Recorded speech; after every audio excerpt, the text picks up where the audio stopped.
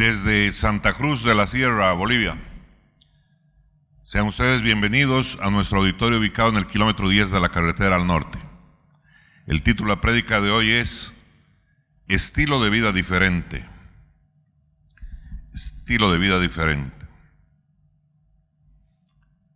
Hemos hablado en ocasiones anteriores de cómo en el Antiguo Testamento José, el hijo de Jacob, sirviendo en el sistema pagano de Egipto, modeló el mismo enfoque que Jesús tomaría cuando él vino a estar en la tierra como hombre. Dijimos que ambos sirvieron a otros para generar cambios desde dentro hacia afuera. Y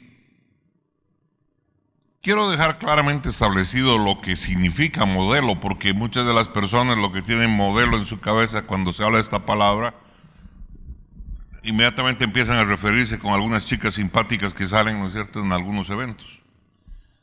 Y modelo es una representación simplificada de la realidad. Eso es lo que es un modelo. Un modelo es una simplificación una representación simplificada de la realidad, que nos permite, ¿no es cierto?, identificar las características centrales de algo, ¿no? Hay modelos de diferente tipo, hay modelos isomórficos, homomórficos, etcétera, etcétera, pero obviamente esa es una prédica, no es una clase de sistemas. Bien, amados, pero es importante que para poder comprender a qué nos referimos cuando decimos José modeló. En otras palabras, José vivió, ¿no es cierto?, una suerte de lo que Jesús iba a vivir, el estilo de afectar a su sociedad desde adentro y no desde afuera, hacer cambios siendo parte de ello. Obviamente es importante recalcar que en la historia de la humanidad no hay nadie mejor que Jesús. Nadie mejor que Jesús para ser nuestro primer y mejor ejemplo. Es lo mismo en la palabra. No hay nadie en la palabra que sea mejor ejemplo de hacer las cosas o de vivir que Él. El ejemplo por excelencia es Jesús. Y muchas veces la gente dice, no, bueno, Jesús, el Hijo de Dios, o sea, mira como algo que es inalcanzable. Pero en la palabra encontramos otras vidas que adicionalmente también nos traen mucha enseñanza que tiene que ver con el ministerio de Jesús y para que nosotros aprendamos que podemos aplicar este tipo de cosas en nuestras vidas. Y que es bueno que nosotros vayamos a seguirlas. Como por ejemplo el otro día cuando compartimos el tema referido al concepto de la levadura del reino, ¿no es cierto? Esa que va expandiéndose sin importar el ambiente en el cual se ha puesto, que eso es lo que Dios quiere que se ponga en todo tipo de ámbito, que los hijos de Dios afectemos nuestro entorno con nuestra manera de pensar, nuestra manera de vivir y definitivamente seamos agentes de transformación. Dijimos inclusive en algún momento que cuando se tratara de elegir, las personas elegirían el reino de Dios una y otra vez. ¿Por qué? Porque si el reino de Dios se presenta en el contexto de la verdadera sabiduría, entonces vemos de que eso lleva a una transformación permanente en el tiempo. Dijimos que Dios le había dado al hombre la sabiduría con el propósito de que el hombre sirviera a otros hombres y eso haría de que las cosas cambiaran. A ver, póngase a pensar, transportémonos a tiempos de Adán. En tiempos de Adán, nadie conocía la cama, nadie conocía el colchón. Entonces, ¿dónde dormía? ¿Cómo dormía la gente? Dormía en el piso. Después, con el tiempo, me imagino que a alguien se le ocurrió tejer una estera. Pero, ¿qué es mejor, dormir en el piso duro o dormir sobre una cama? O dormir sobre un colchón. A veces evitamos el colchón porque, especialmente en lugares calurosos como este, porque nos hace más calor, ¿no? Y se bajan a dormir en la hamaca o en la estera. Pero hay cosas de este tipo, por ejemplo, Pensar en una edificación de esta naturaleza es natural para nosotros. Desde que nacimos hemos visto edificaciones, pero para construir esta edificación ha tenido que desarrollarse el conocimiento. Alguien tuvo que aprender matemáticas, alguien tuvo que transmitir algo de conocimiento de física, alguien tuvo que estudiar la resistencia de materiales. Alguien que no tiene el conocimiento para edificar este tipo de cosas, es imposible que lo haga. Necesita ver todo ese conocimiento. Y ese conocimiento va creando más y más y más conocimiento, y obviamente conforme vamos avanzando con ello vamos sirviendo mejor a la sociedad. La gente hace muchos años difícilmente podía contar con un esquema de aire acondicionado para bajar, ¿no es cierto?, el calor que sentimos en lugares tropicales como este. Ahí hay conocimiento de mecánica, hay conocimiento de refrigeración, hay conocimiento de química, hay conocimiento de manejo de gases y una serie de cosas. Física, química, envueltos. O sea, nosotros lo que pasa es de que no nos ponemos a pensar en la acumulación del conocimiento que ha traído, ¿qué cosa? El uso de la sabiduría en beneficio de ¿quién? Del ser humano ha traído una mejor condición, una mejor manera de vivir. ¿Cuántos dicen amén? Alábele usted al que vive. Y eso es un regalo de Dios. Alábele, alábele. Y es por eso que cuando alguna persona tiene la oportunidad de elegir, va a elegir el reino de Dios una y otra vez cuando realmente esté presente el contexto de la verdadera sabiduría. ¿Por qué? Porque la sabiduría trae un fruto transformador. Un fruto transformador que duradero en el tiempo. Y lo que queremos es que esas transformaciones duren en el tiempo. Por lo tanto, el objetivo es que el pueblo de Dios se extienda a través de los sistemas del mundo, lo que permite que Dios ejerza su influencia, esa influencia que Él pretendía desde un inicio. Porque si nosotros vemos, cuando Jesús creó a Adán, Él dice de la palabra que bajaba todos los días al jardín del Edén a caminar y a platicar con Adán. Porque quería tener, ¿qué cosa? Desarrollaba comunión con Él. Y Él no ha cambiado, Él no cambia, Él quiere tener la misma comunión contigo y conmigo. ¿Cuándo? Todos los días de nuestra vida. ¿Hay alguien que diga amén? Alábele usted al que vive.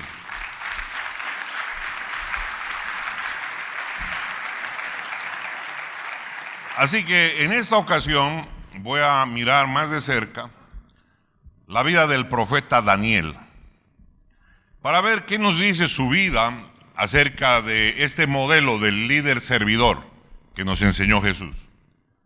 Es el líder que a la vez es servidor.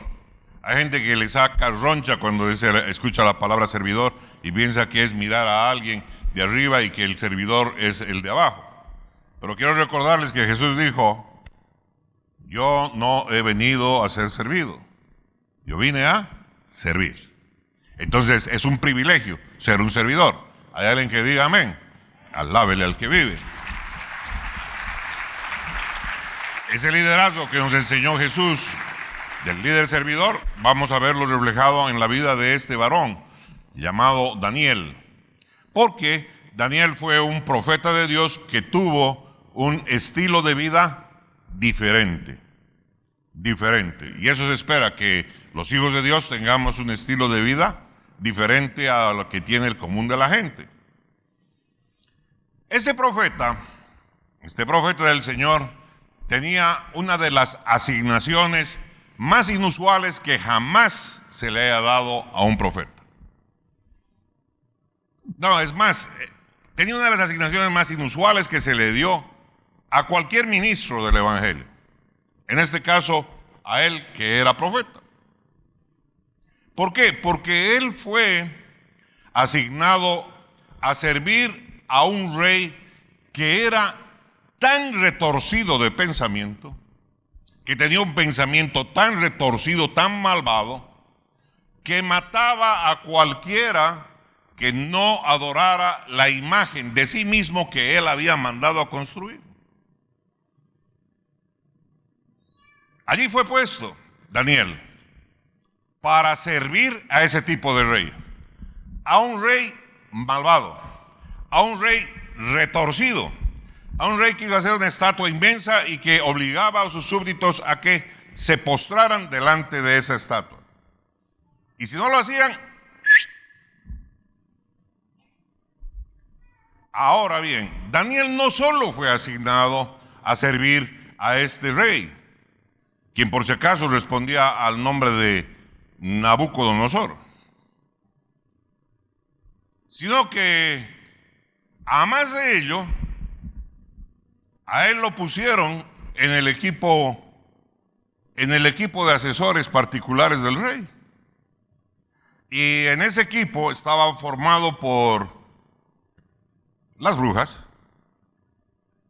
los brujos, los ocultistas de ese reino, que en aquel tiempo tenían calidad de asesores del rey.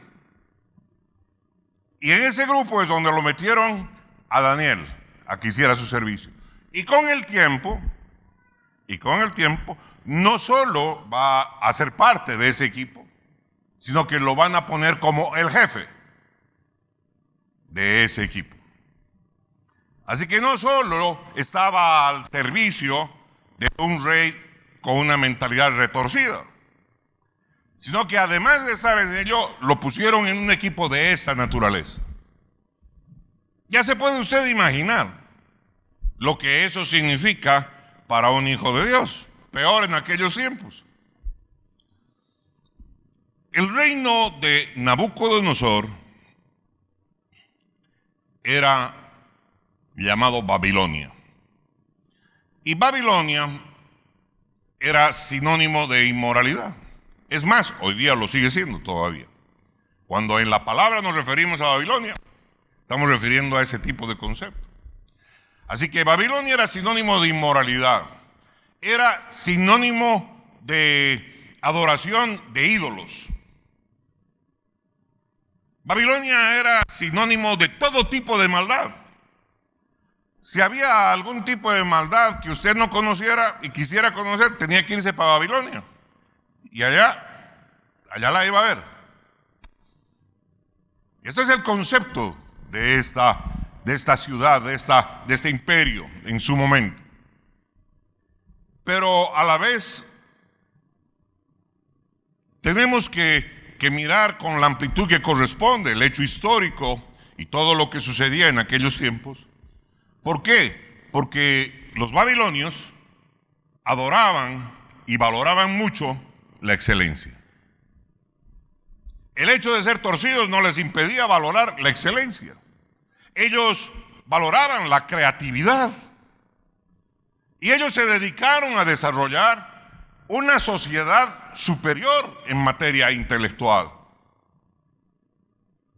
A pesar de tener este tipo de liderazgo, a pesar de tener este tipo de prácticas de inmoralidad, este tipo de vida, ellos a la vez como sociedad valoraban la creatividad, valoraban el intelectualismo y también valoraban la belleza.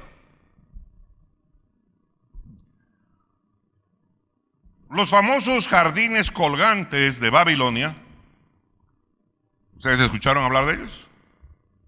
A ver, ¿cuántos de ustedes escucharon hablar de los jardines colgantes de Babilonia? ¿Pueden levantar su mano, por favor? Creo que por aquí hay 3, 4, 5, 6. Bueno, creo que hay un poquito más de gente, sí. ¿Escuchó hablar usted? Debiera verlo. Debía verlo usted, cuando menos haber escuchado, cuando estudiaba Historia de la Cultura, ¿no ve? Cuando estudiaba Grecia y hablaban de las 7 maravillas del mundo antiguo. Allí estaban, entre ellas, una de las séptimas, creo que la tercera, si mal no recuerdo, es precisamente los jardines colgantes de Babilonia, como una de las maravillas de su tiempo. Algo muy interesante, y eso es fruto de lo que se hizo en el reinado de Nabucodonosor. Usted lo puede consultar inclusive en el internet. ¿Por qué? Porque esa sociedad valoraba ese tipo de conceptos. Valoraba la búsqueda de la excelencia, valoraba la intelectualidad, valoraba la belleza. El hecho de ser inmorales y esto y lo otro no les impedía que ellos valoraran este tipo de cosas. Ellos quisieron crear una sociedad superior, rodeada de intelectualismo, rodeada de belleza, rodeada de mises y concursos. Este es el mundo en el cual fue plantado nuestro amigo Daniel, siendo aún muy joven. No es de que él por voluntad propia fue a vivir a aquel lugar. Él fue tomado cautivo y además de ello fueron de los cautivos selectos, porque dentro de la estrategia de los babilonios tomaron a la juventud más educada y más intelectual y la tomaron aparte. Y se lo llevaron a vivir a Babilonia. Así que no fue un tema de voluntad propia, pero él estuvo allí. Él fue plantado en ese tipo de sociedad. Allí le tocó seguir creciendo. Allí le tocó madurar y vivir en medio de un mundo donde el rey era un malvado acabado. Malvado a la 10ª potencia. Y aquí empezamos a ver ciertas cosas en la vida de Daniel que debemos aprender a analizar y valorar. La primera decisión destacada que tuvo Daniel tuvo que ver con su dieta. Con su dieta, no he dicho nieta por si acaso, con su dieta, con su cheruje, con su comida. La primera decisión destacada de Daniel fue esa. ¿Por qué? Porque él no quería contaminarse comiendo la comida del rey. Así que él evitó contaminarse con ello. A veces hay experiencias que uno tiene. Me tocó ir a un país del Oriente, donde estuve prácticamente 24 días. Y un primer domingo se me ocurrió comer la comida del lugar. Híjole, fue una experiencia realmente escabrosa. Los sabores eran de tigre. Había comido comida fea, pero nunca tan fea. Y la cantidad de condimento que traía era impresionante. Pero lo más raro era la textura de la carne que había en medio.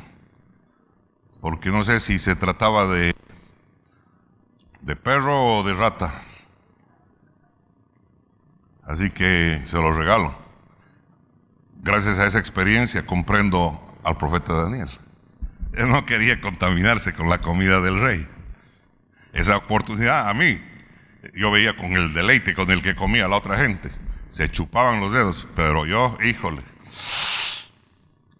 líbrame, Dios mío, por favor, mándame una pizzita. Comida occidental, por favor. Bien, volviendo a nuestro tema. Así que esa decisión, la primera que tuvo Daniel, tuvo que ver con su dieta, con lo que él comía, porque él no quería contaminarse con la comida del rey. Su supervisor desafió su decisión, pero permitió que Daniel y sus compañeros hicieran un experimento para asegurarse de que no comprometiera, un experimento que no comprometiera su salud. Y que si ellos iban a comer solo vegetales, entonces habría que ver cuál era el resultado. Y Dios honró la decisión de Daniel y le permitió vivir con gran salud. Realmente esa es su devoción, ese es su compromiso con Dios. El Señor hizo algo maravilloso y lo que él vivió fue un testimonio para aquellos que conocían su decisión. Hay cosas que entiendo que afectan, y una de las cosas que nos afectan es qué comemos. Y qué comemos afecta la manera en cómo pensamos y en cómo vivimos. Y él lo tenía muy claro. Hasta hoy inclusive hay libros que hablan de esta su decisión, el famoso conocido como ayuno de Daniel. Pues bien, él decidió no contaminarse. Veamos qué nos dice la palabra al respecto en Daniel capítulo 1, versículo 8. Daniel 1:8. Y Daniel propuso en su corazón no contaminarse con la porción de la comida del rey, ni con el vino que él bebía. Pidió por tanto al jefe de los eunucos que no se le obligase a contaminarse. Y puso Dios a Daniel en gracia y en buena voluntad con el jefe de los eunucos. Y dijo el jefe de los eunucos a Daniel: temo a mi señor el rey, que señaló vuestra comida y vuestra bebida, pues luego que él vea vuestros rostros más pálidos que el de los muchachos que son semejantes a vosotros, condenaréis para con el rey mi cabeza. Entonces, dice el versículo 11, entonces dijo Daniel a Melzar, que estaba puesto por el jefe de los eunucos sobre Daniel, Ananías, Misael y Azarías: te ruego que hagas la prueba con tus siervos por 10 días y nos den legumbres a comer y agua a beber. Compara luego nuestros rostros con los rostros de los muchachos que comen de la ración de la comida del rey, y haz después con tus siervos según veas. Consintió pues con ellos en esto, y probó con ellos 10 días. Y al cabo de los 10 días pareció el rostro de ellos mejor y más robusto que el de los otros muchachos que comían de la porción de la comida del rey. Así pues, Melzar se llevaba la porción de la comida de ellas y el vino que habían de beber, y les daba legumbres. Aquí había un piola con algunas raíces comerciantes, ¿no es cierto? Ya que ellos no iban a comer, entonces él agarró la comida del rey, agarró el vino y se lo llevaba, me imagino que para negociarlo con alguien. Con toda seguridad, así dice la Biblia. Y los otros comían las legumbres. Aquí nos deja claramente patentizada la palabra, la decisión de estos varones y cómo Dios la respaldó. Eso que acabamos de leer representa algo de gran importancia para quienes están llamados a cambiar el sistema desde adentro. Mi mayor preocupación en el enfoque de la vida y el ministerio de la invasión a Babilonia es el hecho de que por lo general no veo una diferencia grande entre el estilo de vida de aquellos que le dicen amén a este mensaje. ¿Qué quiero decirte con esto? Es tan simple. Hay gente que le dice amén, amén. El resto de la gente le hubiera dicho amén. Ya, hay que comer la comida del rey. Mejor todavía, debe ser mejor comida. Hay que comer el vino, hay que tomar el vino del rey. Mejor ya, amén. Tomemos. Pero Daniel dijo, no, porque esto me va a perjudicar en mi espiritualidad. Esto no. Y entonces él no se puso en huelga de hambre, él no hizo paro, él no se rebeló contra la autoridad, él buscó que la inspiración del Espíritu Santo de parte de Dios lo guiara a hacer una propuesta diferente. Pero lo interesante de esto es de que Daniel no aceptó el tema, ya está hecho así y se acabó. Él dijo no fue así. ¿Por qué? Porque Daniel había abrazado un estilo de vida diferente. No por eso hemos de aprender algo que es muy importante. No todo lo que me quieran decir o lo que me digan es algo que yo tengo que asimilar y quedármelo y repetirlo como loro o vivirlo como tal. No tengo por qué ser adoctrinado, porque en Cristo Jesús tengo una línea de pensamiento, tengo una línea de vida, y el cristiano se caracteriza por su estilo de vida. Alábele al que vive. No porque en su trabajo lo cambien, no porque no le toque servir, hagan cierto tipo de cosas, un hijo de Dios ha de hacerlas las mismas. Esto es lo que nos enseña la vida de Daniel. Aunque estaba trabajando dentro del sistema babilónico, sí, mi hermano, él servía al rey. Él estaba en el equipo que estaba ahí en el entorno más cercano al rey. Estaba con los asesores, estaba con los magos, las brujas, los brujos, los ocultistas. Allí estaba con el equipo que consultaba sobre el futuro. Allí estaba Daniel sirviendo, trabajando con ellos. Metido en medio estaba Daniel, el profeta. Eso nos vuela los chips. Eso nos pone, ¿no es cierto?, en entredicho muchas de las cosas que nosotros acostumbramos a hacer. ¿Cómo es posible? ¿Cómo es posible que ese profeta esté sirviendo a semejante malvado? ¿Cómo es posible que esté allegado con ellos? Ya lo han debido convertir. Ya se ha debido volver uno de ellos. Ya es babilonio, ya no es de nosotros. Él es más de nosotros que de nadie. Él es de Cristo Jesús. Alábele el que vive. Alábele con ganas.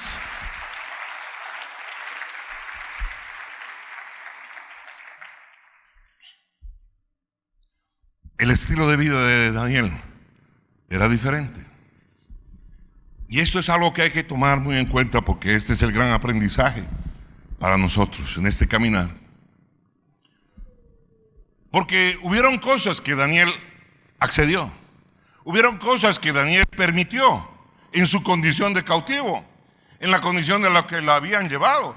Y hay cosas que accedió que fueron definitivamente asombrosas. ¿Como cuál, por ejemplo? Como que le cambiaran su nombre. Como que le cambiaran su nombre de Daniel a Beltsasar. Que le pusieran un nombre pagano. Y él no dijo: esta boca es mía. Y ojo, Beltsasar era el nombre de un dios babilónico. Y él no dijo. Él quedó amukimaitata, boca callada, no entra mosca. ¿Cuántos dicen amén? ¿Y por qué no alegó? Si con la comida alegó, ¿por qué con esto no alegó? ¿Cuáles son las razones para que el profeta diga no a la dieta? Para que el profeta diga no a la contaminación vía los alimentos, pero sí acepte que le cambien el nombre y le pongan un nombre pagano. Y la gente se refiera a él con ese nombre pagano, como decirle desgraciado. Ya, listo, ese va a ser tu nombre.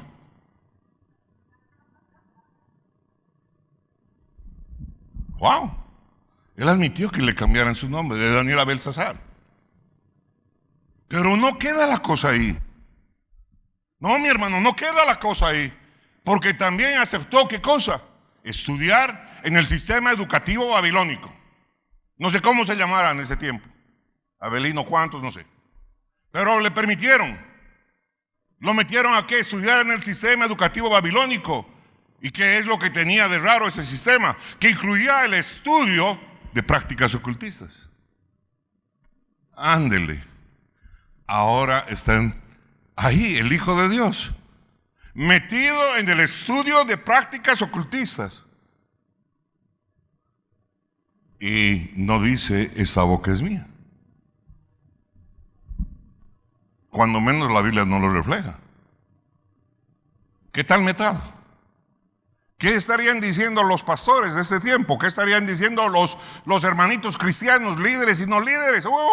Estarían diciendo: no, este nunca fue cristiano, este no camina con Dios. Este es un desgraciado, este espía, traidor. Le dirían de todo. Lo querían crucificar, lo crucificarían con la boca. Lo tildarían de todo.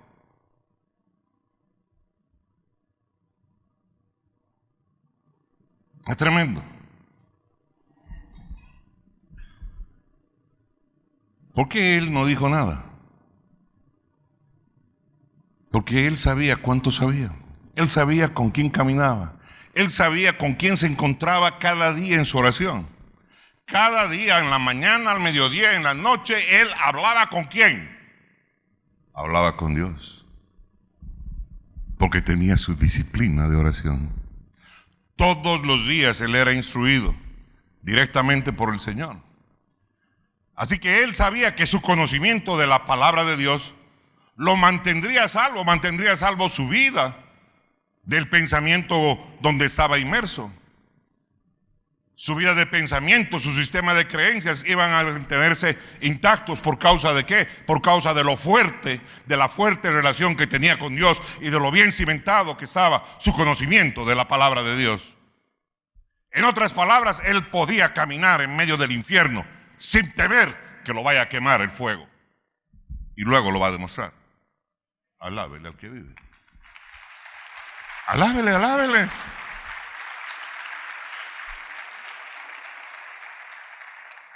Y también él estaba convencido que la manera en cómo la gente lo llamara, con el nombre que lo llamara, no tendría ningún impacto en quién él era.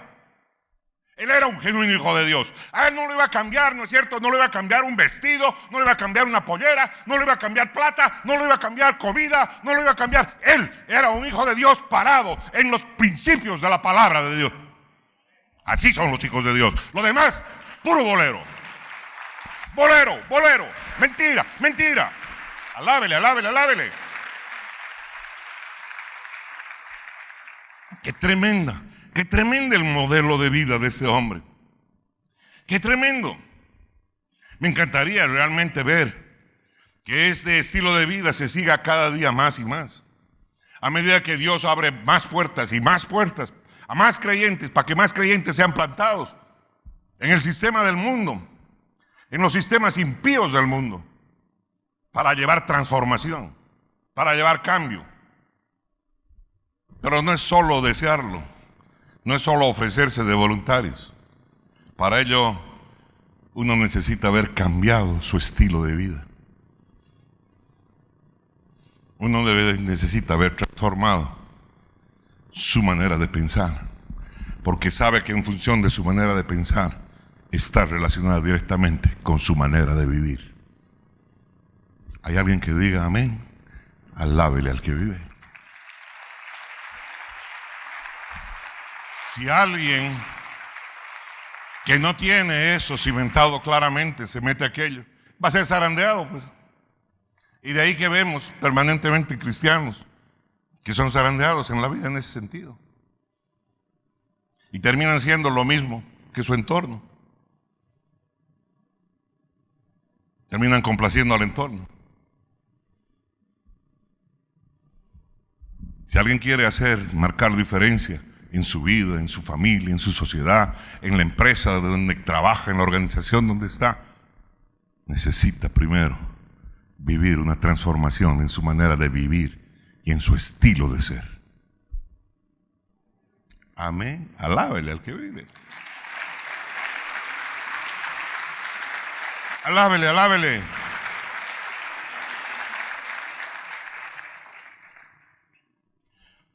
Una de mis historias favoritas en la palabra, una de mis historias favoritas sobre la vida de este profeta, de Daniel, tiene que ver en cómo él sirvió al rey cuando éste se vio en dificultades. Un buen día de esos, el rey Nabucodonosor tuvo un sueño. Tuvo un sueño acerca del juicio de Dios sobre su vida. Y él no lo entendió. Él no entendió el sueño que tuvo. Era un sueño que le quitó su paz, pero no entendía. Entonces convocó a sus magos, y para hacerlo corto, le voy a decir, finalmente agarró y convocó a Daniel. Pero la cuestión está aquí en la razón por la cual él convocó a Daniel. Y la palabra dice muy claramente que él invitó a Daniel a interpretar su sueño porque el espíritu o los espíritus de Dios Santo estaban en él. Qué importante. Este rey que mandaba matar a la gente que no se postraba delante de su imagen, de la imagen que había mandado a construir, imagen de él mismo, y que a quien no cumplía aquello, lo mandaba a matar. Este rey retorcido, malvado por naturaleza, de pronto está reconociendo que en Daniel hay un espíritu diferente. El malvado está reconociendo que en Daniel hay un espíritu diferente, que no es como el resto de la gente, que hay algo que hace diferencia en su vida. Así debería ser en la vida de cada uno de los hijos de Dios. No ser conocidos porque somos fisicudos, no ser conocidos porque tenemos mucha fibra, no ser muy conocidos porque somos muy buenos en las artes marciales, no ser conocidos porque, wow, qué ojos que tiene, qué varón, qué voz, qué pinta, qué porte, qué abdominales. ser conocidos por el Espíritu que gobierna nuestras vidas. Alábele al que vive. Alábele, alábele. Semejante malvado está reconociendo. Dice en Daniel 4, versículo 8, lo siguiente. Hasta que entró delante de mí Daniel, cuyo nombre es Beltsasar, como el nombre de mi Dios. Oh, híjole, ¿está escuchando? Como el nombre de mi Dios, cuyo nombre es Beltsasar, como el nombre de mi Dios, y en quien mora el Espíritu de los dioses santos. Wow. Es Nabucodonosor reconociendo esa condición. ¿En la vida de quién? En la vida de Daniel. Wow. En quien mora el Espíritu de los dioses santos. Conté delante de él el sueño diciendo: Beltsasar, jefe de los magos. Ándele, aquí está. Lo puso como jefe de los magos. Lo puso como jefe de todo el equipo de asesores ocultistas. Wow. Beltsasar, jefe de los magos, ya que he entendido que hay en ti espíritu de los dioses santos y que ningún misterio se te esconde. Qué tremendo. Qué tremendo reconocimiento de este rey pagano, malvado, reconociendo que hay una diferencia que hace de Daniel alguien fuera de serie. Hay alguien que diga amén. En él está el Espíritu. A ti no se te cuidan el Espíritu bueno, a ti no se te privan los misterios de las cosas. Tú los conoces. ¡Wow! Los estás reconociendo. El malvado, el pagano, el desgraciado.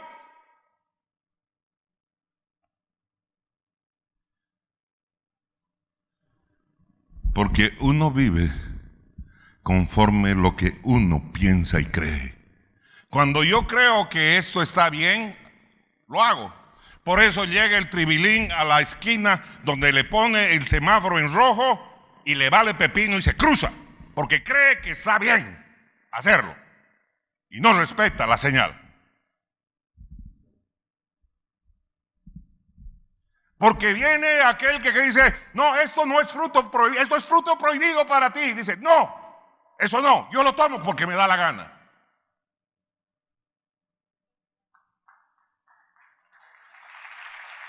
Conforme lo que hay en tu corazón vives y haces las cosas. Tan simple como eso. Todo lo demás lo amoldas a eso y crees vivir agradando a Dios. Ese es el engaño más grande que puede vivir un cristiano. Creer que está agradando a Dios cuando en verdad está caminando lejísimos de la voluntad de Dios. ¿Hay alguien que diga amén?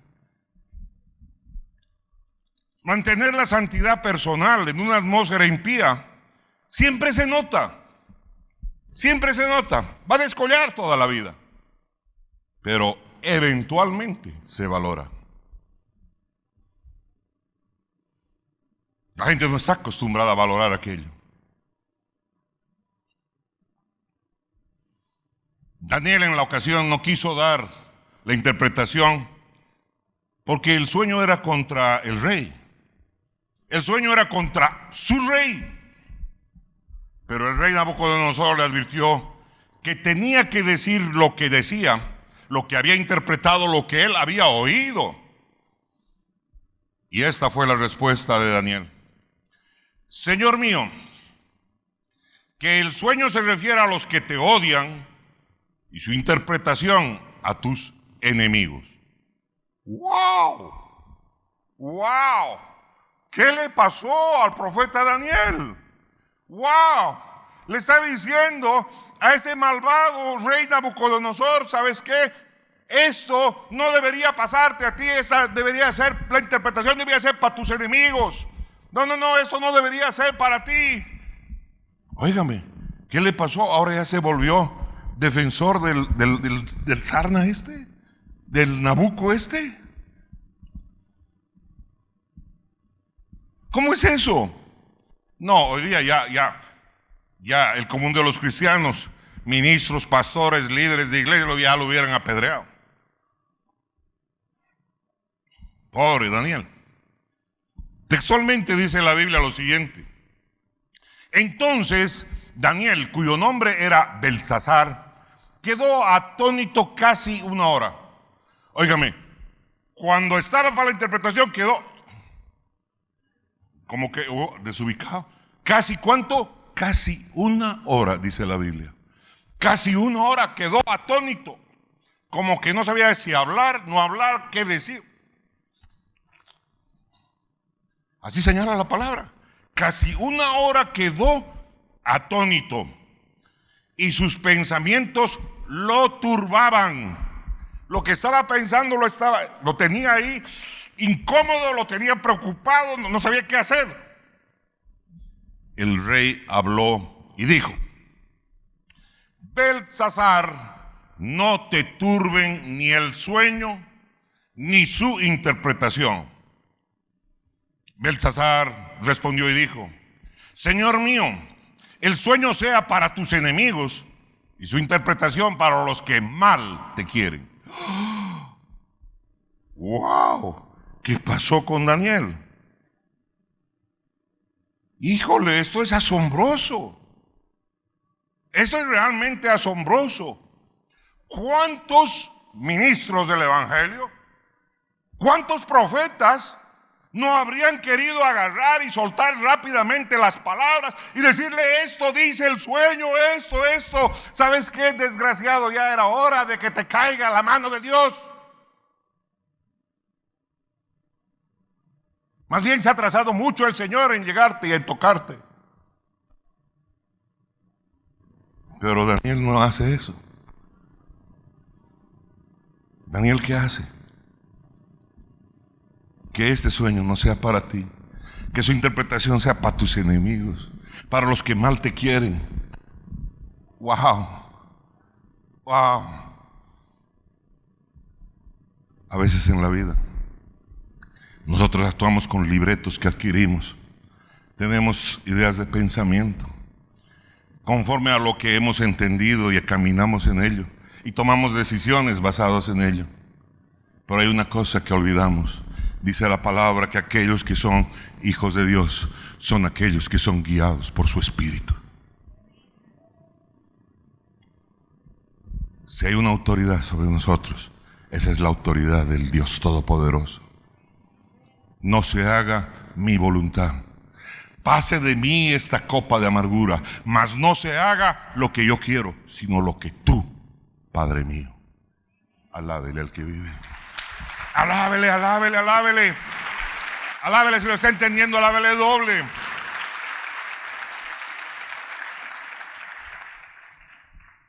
¿Se imagina usted cuántos ministros hubieran dicho: no, pues, cuando está dirigido a este rey Nabucodonosor, egoísta, demonizado? ¿Cómo? No, pues esto es para él. La mayoría hubiera seguido interpretando a la rápida para que realmente este gobernante fuera y escuchara lo que Dios pensaba. Y pensaría, ¿no es cierto? Ya, esto por fin le llegó a este. Realmente, ¿qué situación para Daniel? Una situación trágica. Una situación de contraste. Imagínenselo. Él tiene la interpretación de parte de Dios. Él ha escuchado de Dios lo que significa el sueño. Y está parado ahí el rey. Y Dios le ha mandado servir a ese rey. Y él lo va a servir y lo ha estado sirviendo con todo su corazón. Lo ha estado sirviendo con todo su alma y con todo lo mejor que Dios le ha dado. Porque así es como los hijos de Dios hemos sido llamados a hacer las cosas. Todas como para Dios. Alábele al que vive. Alábele con ganas.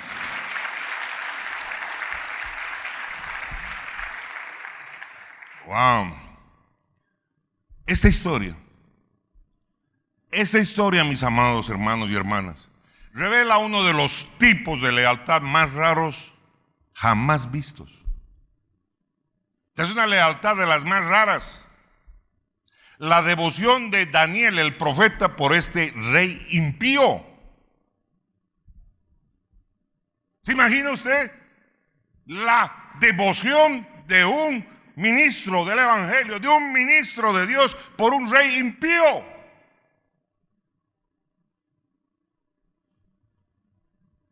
Es que esta no está basada en cualquier cosa. Esta está basada en la voluntad de quien lo envió a hacer ese servicio. No está basada en la calidad del hombre al que está sirviendo. No está basada en la calidad de persona que es aquel a quien lo han mandado a servir. Está basada en ¿qué? En su obediencia al Rey de Reyes y Señor de Señores. Está basada en la obediencia a la voluntad perfecta de Dios. No a la cuadratura lógica de su cabeza o de su interpretación de la Escritura. ¿Hay alguien que diga amén? ¿Hay alguien que ese día está aprendiendo en ese lugar? Alábele al que vive. Alábele, alábele.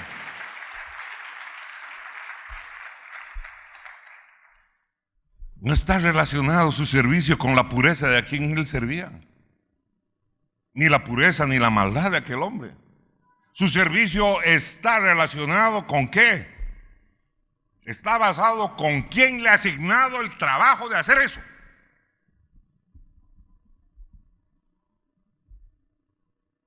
Hágase tu voluntad, Señor.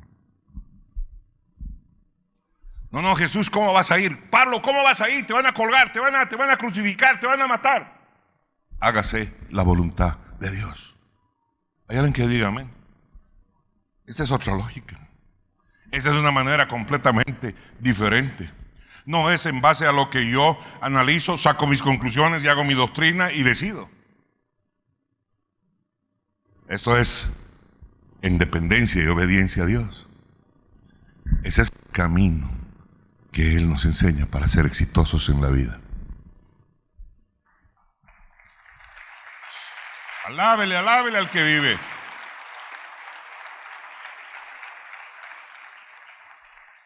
Dese cuenta, Dios lo puso en este entorno. Dios nos pone en entornos para defender el caso de aquellos cuyas vidas han invitado a la muerte a través del pecado. Oiga, Nabucodonosor invitó a la muerte después de tanta maldad.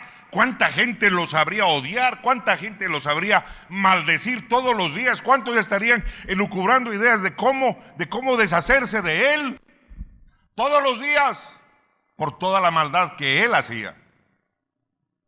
¿Qué es lo que estaba sucediendo? Ahí está.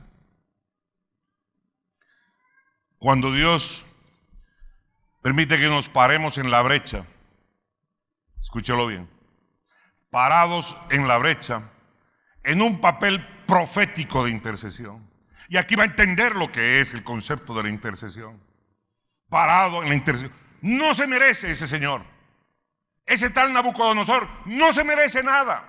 Es un desgra, lleno de pecado, lleno de maldad, lleno de todo, lleno de ocultismo. No se merece la misericordia de Dios. Pero Dios dice, dale amor. ¿Hay alguien que diga amén? Dios está poniendo eso en el corazón, en el mandato que le da a quien, que le da al profeta Daniel. A él lo pone a interceder allí. Lo pone en la brecha del papel profético, proporcionando una atmósfera para que ese hombre no sea destruido, para que no se destruya esa persona, sino para que fundamentalmente sea guiado al arrepentimiento. No es porque no sean culpables. No es porque Nabucodonosor no sea culpable. Era culpable. Es porque la disciplina de Dios es más fácil cuando hay alguien a tu lado que te ama.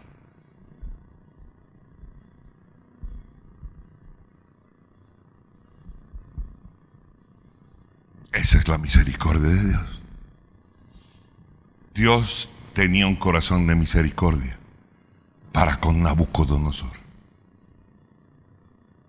Y el encargado de ejecutar esa misericordia se llamaba Daniel, aunque el resto de la gente lo mirara con ojos de juicio. ¿Hay alguien que diga amén?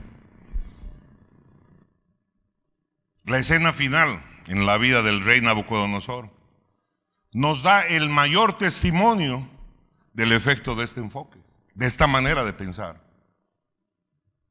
Este hombre, el rey Nabucodonosor, fue el ejemplo mismo de un rey malvado, de un gobernante maligno, un verdadero malvado. Y llegado el final de su tiempo, se presenta ante el Dios Todopoderoso, se presenta ante el Dios de Daniel y le da toda la alabanza y todo el honor. En Daniel 4:37 dice así la palabra: ahora yo, dice Nabucodonosor, híjole, ahora yo, Nabucodonosor, alabo. ¿Qué cosa? Alabo, engrandezco y glorifico al Rey del cielo, porque todas sus obras son verdaderas y sus caminos justos. Él puede humillar a los que andan con soberbia. ¡Wow!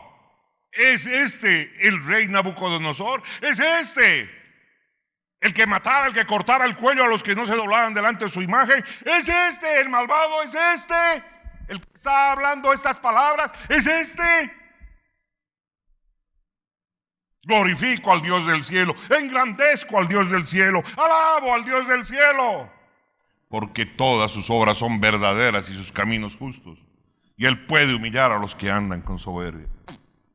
Dios mío, Dios todopoderoso, qué difícil es entender el ministerio de Daniel, qué tremendo ser puesto en un lugar de impíos, ser puesto en medio de aquellos, ser puesto en medio de ocultistas, ser puesto en todo eso para servir a un rey malvado, para servir. Pero mire el amor que Dios puso en este hombre, el cambio que provocó. Posiblemente, si ustedes miran y leen la Biblia, van a encontrar únicamente dos conversiones tremendas. Las más tremendas. Una es esta, la del rey Nabucodonosor. Y la otra la van a encontrar en el Evangelio de Marcos. Cuando aparece el Gadareno, al que no podían detener ni con cadenas, al que no podían amarrar con pitas, al que no podían hacer eso. Y cuando aparece Jesús, el Hijo de Dios, corre el hombre, en lugar de huir, corre y se postra a los pies del Maestro y lo reconoce como su Dios, Rey y Señor, porque es la fuente del amor. Cristianos, lo que nos hace distinguir, es el estilo de vida que tenemos.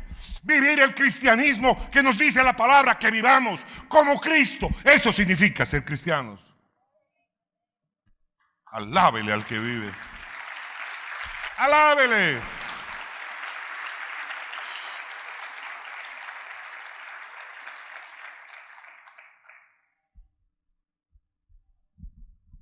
Padre, no les tomes en cuenta, porque no saben lo que hacen. Pongámonos de pie, por favor. No les tomes su pecado en cuenta. No es nomás decirse cristiano. No es nomás decir asisto a una iglesia, esto, lo otro. No es nomás ponerse la camiseta y andar por las calles gritando y vociferando o haciendo eventos. Hay algo que nos ha de distinguir. Es nuestra vida. Lo que vivimos, lo que irradiamos, ha de predicar más fuerte que lo que hablamos. Ahí incline su cabecita. Háblele a su Señor. Mi Dios, cuán maravilloso, Padre amado, Señor, eres en tu enseñanza, en tu palabra. Cuán maravillosos los caminos tuyos, Padre amado, Señor, y tus propósitos. Mi alma te alaba, Señor, porque nos permites interpretar tus mensajes y conocerlos, Señor. Qué tremendo, Padre Altísimo, Señor, es este concepto de que hemos de caminar haciendo tu voluntad. Cuán importante, mi Señor, es que aprenda a oír y discernir tu voz. todos los días de mi vida, para caminar conforme a ti te gusta, para caminar y hacer tu voluntad en mi vida todos los días de mi vida. Mi alma te alaba, mi alma te bendice, Señor. Estoy agradecido, pero Señor, quiero oír más de ti.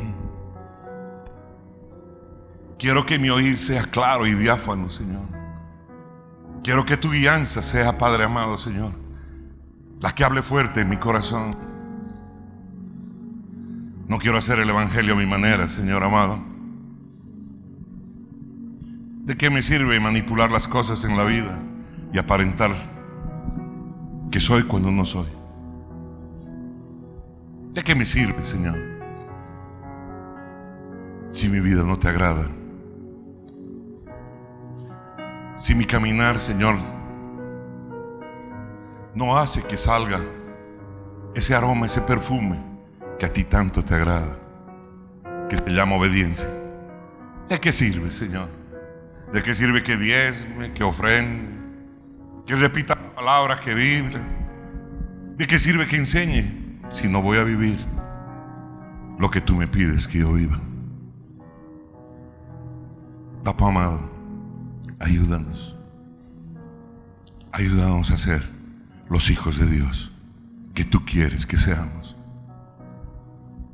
Sana nuestras heridas, sana nuestras frustraciones, Señor. Ayúdanos a tener la valentía de enfrentarnos a nosotros mismos. Y Padre amado, Señor, de enmendar nuestros caminos, obedecerte y servirte como tú genuinamente lo quieres. En el poderoso nombre de Jesús.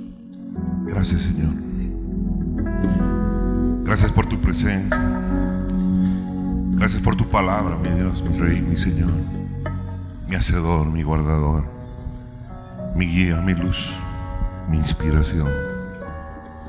Bendito seas, mi Señor. Ayúdame a ser el hombre que tú quieres que yo sea. Ayúdame a ser esa persona con la cual tú puedas decir: con este mi hijo, con esta mi hija, yo tengo contentamiento. Que el Dios Todopoderoso bendiga tu vida, que Él te levante, que Él te prospere en todos tus caminos, te llene de gozo, te ayude a enderezar tus caminos, y en el nombre poderoso de Cristo Jesús des fruto abundante, que te vaya bien en la vida. Dios te bendiga.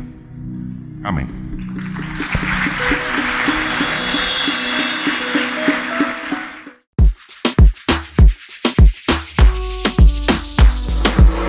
Vamos todo para casa. Torre fuerte en mi casa. Vamos todo para casa. Torre fuerte en mi casa. Vamos todo para casa. Torre fuerte en mi casa. Vamos todo para casa. Torre fuerte en mi casa. Y de aquí sale la predicación, alcanzando el mundo y su generación, cambiando vida transformada para siempre. La luz de Cristo que te salva eternamente. No es un reflejo ni una estimulación. Aquí está la presencia del Señor tu Dios. Ven con tu danza y tu espada a su presencia. Torre fuerte